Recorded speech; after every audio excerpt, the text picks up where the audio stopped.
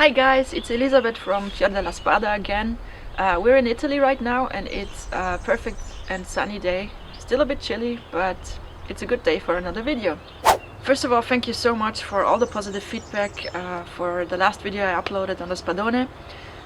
This time we are going to talk about the Spada Sola, the single sword, because I personally always perceived that one as the core and heart piece of Bolognese fencing.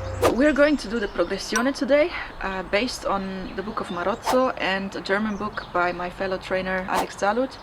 And what is that? It's basically a part in Marozzo's book where he gives you an image and a short description of a guard, and then he tells you, okay, now do this type of cut and step, and you will end up in the next guard, and from there do this type of blow or cut and you will end up in the next, and so on and so on. It's perfect for a solo drill. You can work on your posture, you can work on your cutting technique, on your footwork. You can do it very slowly to work on your weapon control, or you can do it fast to improve your flow. So the possibilities are endless, and I really love that type of exercise.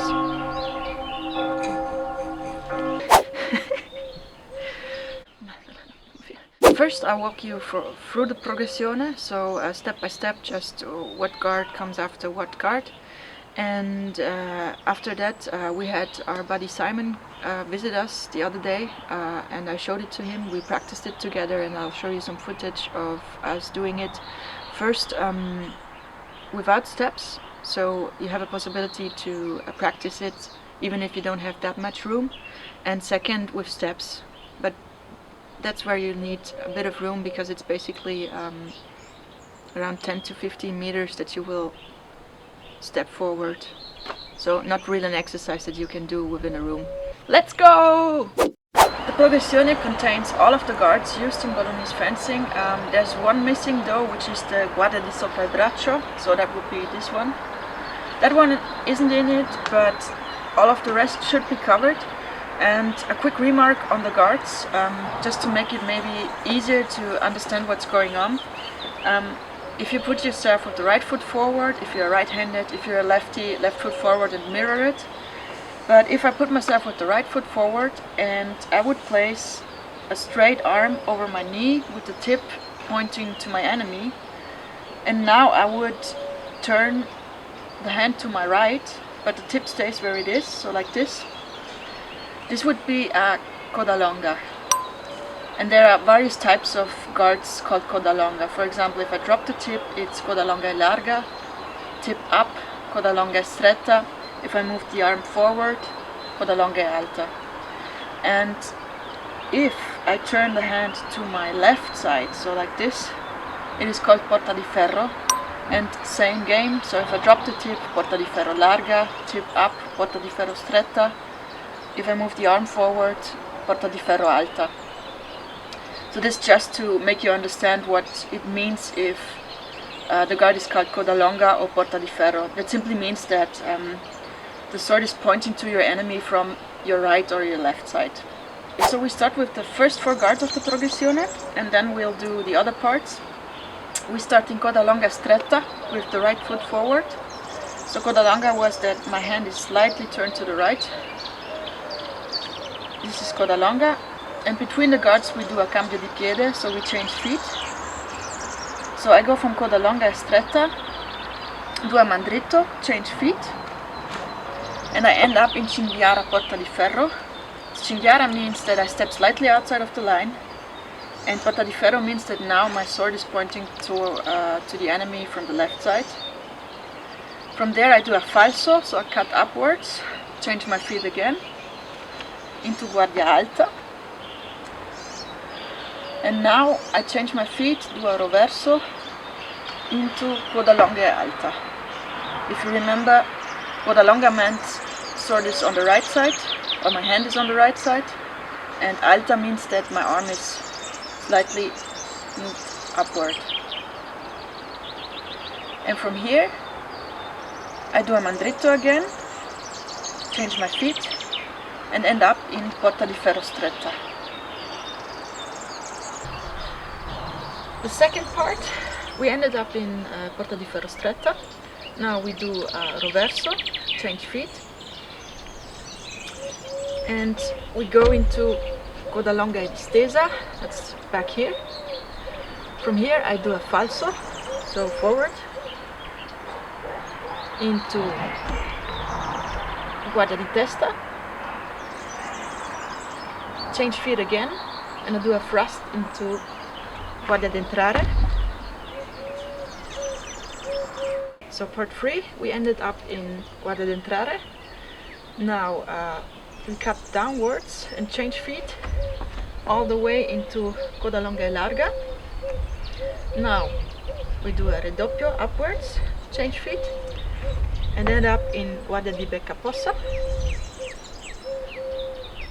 Now we change feet and thrust into guardia di faccia. Now I do a mandritto, change feet, and end up in cinghiara porta di ferro larga, so tip goes downwards.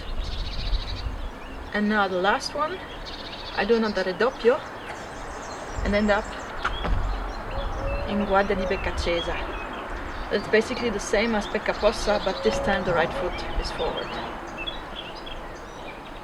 So the whole thing again, coda longa e stretta, then a mandritto into cinghiara porta di ferro, cut upwards into guardia alta, a roverso into coda longa e alta, mandritto into porta di ferro stretta, roverso into coda longa e distesa,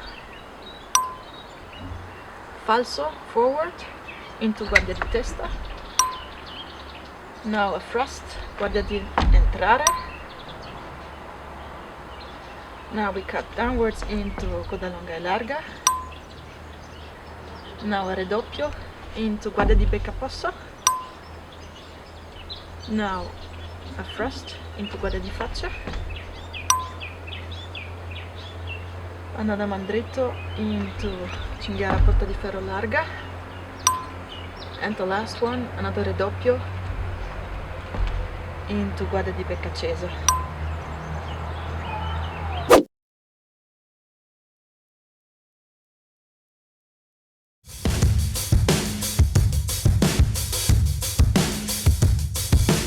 I waited for someone to save. I wanna tell you something new. You drove us both into a wall.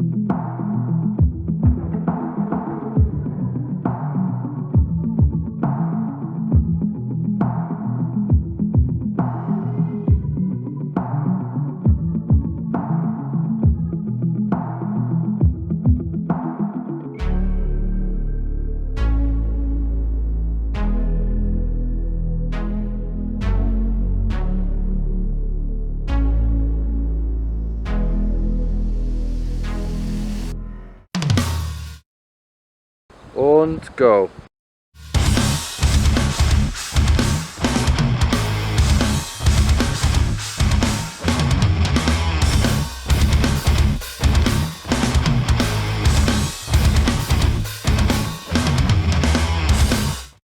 That's it for today. Thanks for watching. Subscribe if you haven't already. Leave a like if you liked it, and see you in the next one.